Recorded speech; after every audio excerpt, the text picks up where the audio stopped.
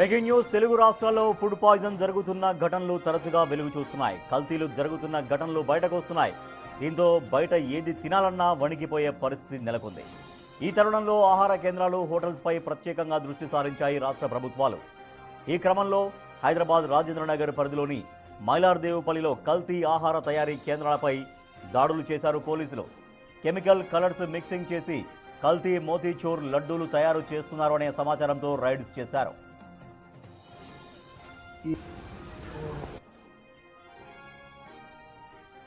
Subhan colony, Lakshmiguda ప్రాంతాల్లో అపరిశుభ్ర వాతావరణంలో ప్రమాదకర కెమికల్స్తో తినుబండారాలు తయారు చేస్తున్నట్లు గుర్తించారు. దాడుల్లో lucky foods, G foods owners Abdul Haq, కమరుద్దీన్ను అరెస్ట్ చేశారు పోలీసులు. వీరి నుంచి సుమారు 1,10,000 రూపాయల విలువైన పాడైపోయిన వస్తువులు, కెమికల్ కలర్స్ను స్వాధీనం చేసుకున్నారు. వాటిలో గడువు ముగిసిన vanilla powder flavour, sodium benzoate 10 కిలోలు, రాస్ దితిజీ berry red colour, lemon yellow colour, 98 బాక్సుల మోతీచూర్ లడ్డూలు, విడిగా ఉన్న మరో 35 కిలోల లడ్డూ పదార్థం ఉన్నట్లు తెలిపారు పోలీసులు. ప్రజల ఆరోగ్యాన్ని పణంగా పెట్టి కల్తీకి పాల్పడితే కఠిన చర్యలు తప్పవని డీసీపీ హెచ్చరించారు.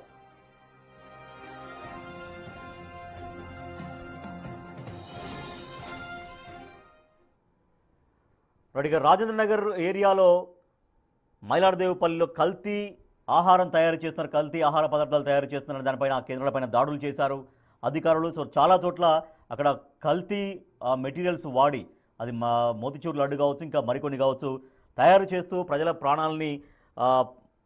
ప్రాణాలతో చెలగాటమాడుతున్నటువంటి ఆ కేంద్రాలపైన పోలీసులు ఉక్కుపాదం మోపారు. మా ప్రతినిధి సుజాత మరింత సమాచారం ఇస్తారు. సుజాత, తయారీ కేంద్రం పైన దాడులు చేసిన పోలీసులకు అక్కడ ఏమేమి లభించాయి? కల్తీ ఆహార పదార్థాల తయారీ ఎప్పటి నుంచి అక్కడ సాగుతున్నట్టుగా తెలుస్తోంది?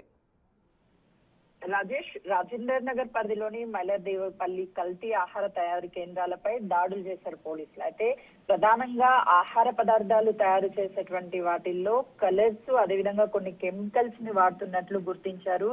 దాదాపు మోతీచూర్ లడ్డు తయారు చేయడానికి వాడేటువంటి కలర్స్ కావచ్చు, అదేవిధంగా కెమికల్ మిక్సింగ్ చేసేటువంటి టైంలో వాడేటువంటి పదార్థాలన్నీ కూడా కల్తీ చేసినవే అన్నట్టు ఐడెంటిఫై చేశారు. ఇప్పటికే 2 తెలుగు రాష్ట్రాల్లో ఫుడ్ పాయిజనింగ్ జరుగుతున్నటువంటి బాధితుల సంఖ్య రోజు రోజుకు పెరిగిపోతుంది. కల్తీ నెయ్యి, కల్తీ నూనె, కల్తీ పదార్థాలు, అంటే ప్రతి వస్తువు, తినే వస్తువు కల్తీతోనే తయారు కావడంతో కొంతమేరకు అనేక ఫిర్యాదులు రావడము, ఆ తర్వాత అధికారులు రైడ్స్ చేయడము, ఇలాంటి ఫుడ్ తయారీ కేంద్రాల్లో ప్రధానంగా లక్కీ ఫుడ్స్, జీ ఫుడ్స్, ఈ కేంద్రాలకు సంబంధించినటువంటి ఓనర్స్ ని కూడా అదుపులోకి తీసుకున్నారు.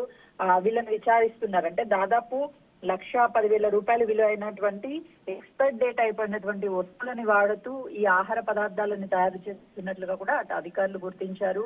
ఎన్నో సంవత్సరాల నుంచి ఫుడ్ తయారీ చేస్తున్నటువంటి దాంట్లో ప్రధానంగా హైజీనిక్ అనేది పాటించాలి. అక్కడ హైజీనిక్ లేకపోవడము, దాంతో పాటు ఎక్స్పైర్ డేట్ అయినటువంటి పదార్థాలను వాడడము, క్వాలిటీ చాలా తక్కువగా ఉండేటువంటి పదార్థాలను వాడుతూ ఇలాంటి లడ్డు తయారీలు కావచ్చు, దాంతో పాటు తినేటువంటి ఐటమ్స్ ని తయారు చేస్తున్నట్లుగా కూడా అటు అధికారులు గుర్తించారు. ఎవరైనా సరే ఫుడ్ కి సంబంధించి కల్తీ ఆహార తయారీ చేసినా, అదేవిధంగా ఇలాంటి పదార్థాలు అయినా వాళ్ళ మీద చర్యలు తప్పవు.